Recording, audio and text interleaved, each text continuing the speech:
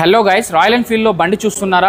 అయితే మీకు royal ఎన్ఫీల్డ్లో classic కానీ, స్టాండర్డ్ కానీ, BS4 కానీ, BS6 కానీ వెహికల్స్ తీసుకొచ్చానండి. స్టాండర్డ్ వెహికల్ కావాలంటే స్టాండర్డ్ కూడా ఉంది. సో రాయల్ ఎన్ఫీల్డ్ క్లాసిక్ 350 వచ్చేసి 2020 మోడల్ అండి. 33,000 కిలోమీటర్స్ డ్రివెన్ అండి. సో ఈ వెహికల్ అయితే 1,90,000 చెప్తున్నారు. 10,000 తగ్గుతుంది, 180కి వస్తుందండి.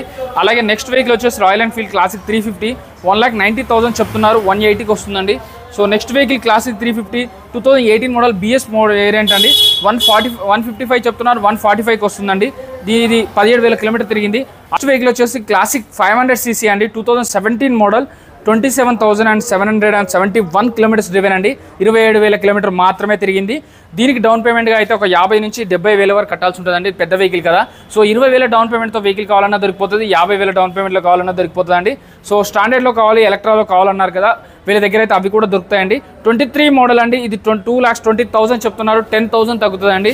సో అలాగే ఇక్కడ ఈ వెహికల్ కూడా బ్లాక్ కలర్ కావాలంటే బ్లాక్ కలర్లో ఉంది. మీకు థండర్బర్డ్లో కావాలంటే థండర్బర్డ్లో ఉంటుంది. సో ఇది 24 మోడల్ అండి. 13,000 కిలోమీటర్ తిరిగింది.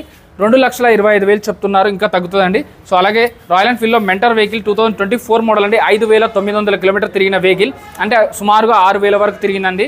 ఈ వెహికల్ అయితే 2,40,000 చెప్తున్నారు. మన వీడియో చూపిస్తే 10,000 తగ్గుతుందండి.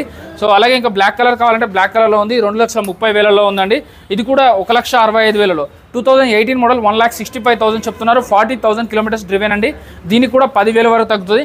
రాయల్ ఎన్ఫీల్డ్లో బండి కావాలి అంటే అది కూడా లేటెస్ట్ వర్షన్స్ కావాలన్నా, BS4 కావాలన్నా ఆదర్శ్ మోటార్స్ ESI అండి.